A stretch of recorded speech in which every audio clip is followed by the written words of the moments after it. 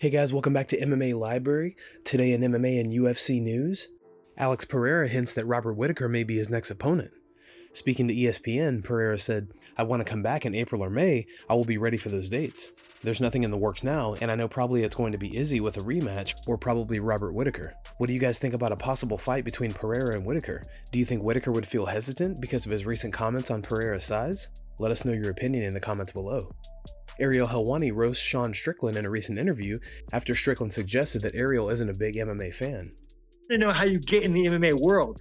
Like, you get done college, you're like, you know what, man, there's a lot of stupid I think I could get in this world. You want to know how I got it? I mean, if you, this, by the way, this is not about me here. I'm having you on. You're the guest. Why are you trying to turn the tables on me? Everybody knows me. I have nothing to say. Like, I I fight anybody. I like it. Yeah, I sit here for. How did you go from MMA? Because I don't think you're a big MMA fan.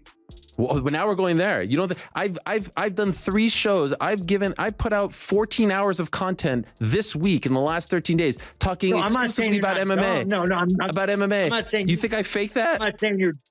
But I'm saying if this wasn't your job, bro, I don't think you'd be at the bar with the boys watching and knocked out. Bro, I was at the bar watching MMA when you were in your father's.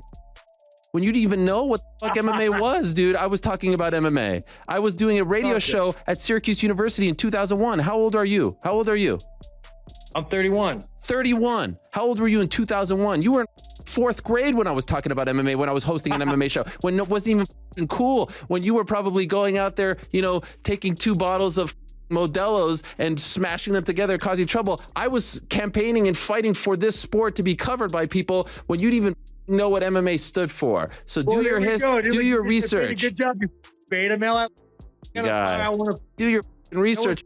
I was on the front lines of this sport, creating jobs and interviewing fighters, going to events when you were out in the parking lot doing wheelies and donuts. All right. All right, good job. I like that fire you just. Yeah, that's right. That's right, Sean. Yeah, I like that. Neil Magny takes on Gilbert Burns this weekend at UFC 283 in Brazil. Here's what Magny had to say about the fight. It's going to be a brawl. I mean, I can guarantee I'm going to be fighting to defend things as much as possible, bringing him back there, just kind of forcing him to kind of back up and cover up, make him hesitant to shoot and even want to go to the ground with me. So I'm just preparing myself for an absolute war. I mean, especially watching his last fight, there was some wrestling in there. There was some striking in there. He dropped Khamzat. There was all types of stuff that took place in that fight. So at this point, I'm literally expecting anything and everything to happen. I mean, a little bit of grappling, a little bit of wrestling, a little bit of striking, like literally just going out there, expecting an all-out war against Gilbert. Sean O'Malley gives his predictions on who he believes will be the UFC champion at flyweight, bantamweight, and featherweight by the end of 2023. Bantamweight, Pedro Munoz. He's gonna come back from that eye poke and just go on a tear. A couple fight win streak. Yo, Nice. jokes. I'll probably be 35-pound champ by the end of 2023. I'll probably be 45. No, that's not. That's later. I gotta get the strap first. 23 meat. 35 meat. 45 featherweight. I think Alexander, even if he loses to Islam, I guess he'll still be 45-pound champ. I don't see really anyone beating him at 45, but I do see him going up, just staying at 55. Okay. But I guess he doesn't stay at 55. He doesn't win. You don't think? Which means he'll probably go back down to 45, re-champ there. I don't think. He'll have to fight. Yair, or Aljo moves up and fights the winner of Yair versus Emmett. I can see Aljo beating those. Like Aljo's, all right, champ at 35, and he's big. He could be a 45er for sure. So he could be champ. Aljo could be champ at 45. You think by the end of the year? But he'd have, no, just in general. Well, maybe by the end of the year. It's hard to say when fights, but Alex versus Sterling. I think Alexander gets the job done. So I'm gonna say Alex still 45. But I do think Aljo can move up and be 45-pound champ at some point. Stipe Miocic and John Jones shared their disappointment that the fight didn't come to happen between the 2 heavyweights in March. On the MMA Hour with Ariel Helwani, Stipe said, "I had a lot going on, man. Just spending time with my family and had personal things going on that I needed to take care of, but overall I've just been busy. And the way things shook out with these fights, it just didn't happen the way it was supposed to. I was ready to go, but just never got the call. There's times when they needed me and I said yes, and then it was kind of, we went in a different direction. I definitely was disappointed. Jones is a great fight. It's a great matchup for me, but at the end of the day, it's not my decision, unfortunately. But we'll see what happens. I think those guys are going to go out and have a fight. They're both gamers, and I'd love to get a crack at one of those guys, whoever wins it." Here's what Jones had to say about not fighting Stipe. I'm excited, I'm grateful, I feel humble. I feel appreciated by the company that I work for. I feel like I'm in a really good place. MMA feels fun to me again. Obviously, with being out for 3 years in a new division, there's a lot of questions that cause me to stay up, some long nights, but it keeps me sharp. That's something I feel like I didn't have at light heavyweight toward the end.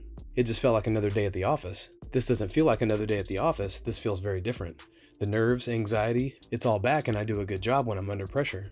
It does take away from my return not being against Ngannou. I feel like Francis is the more intimidating of the two. I feel like just as far as Americans go, I feel like he's more known in America. Francis is the big, scary, intimidating man, whereas Ciryl is relatively unknown. Obviously Francis has the belt, so taking it from him would have been nice. It's a completely different fight stylistically. I think the fight that meant the most to me was fighting Stipe Miocic. That's the fight that actually means the most to me because Stipe is the greatest heavyweight of all time. I'm not looking past Ciryl Gane at all. I'm very honored to fight Ciryl Gane, and I knew it would be happening eventually, inevitably, but that's the fight.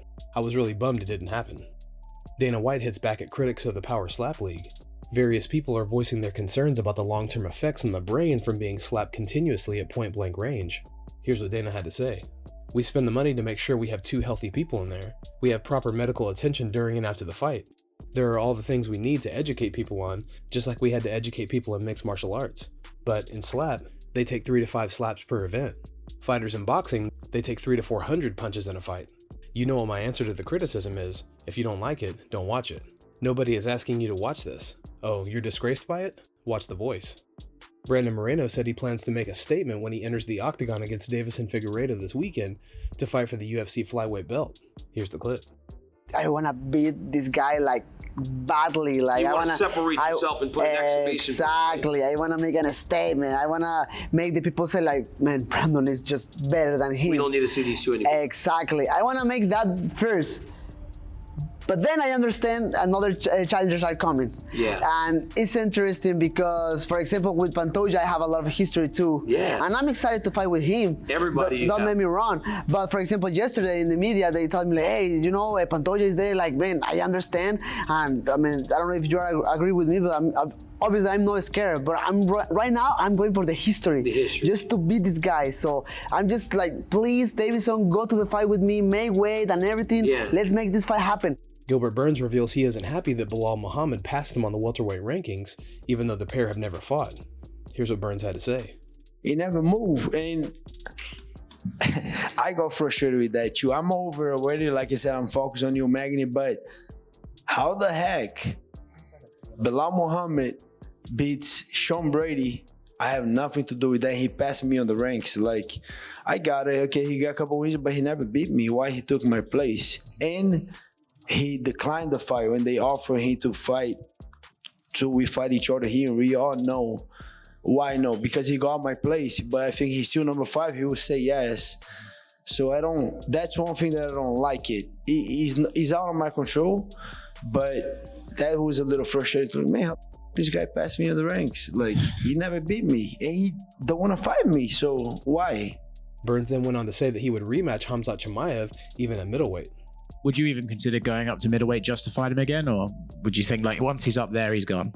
For sure, I'll fight this guy back. We're not done. Any time that I got a chance, we're going to fight again. For sure. It can be on his condition. Okay, I cannot make 170 right now. Let's say he said that. Fuck it. Okay, we meet in the middle. 178, 180. And for sure, we'll make that fight back.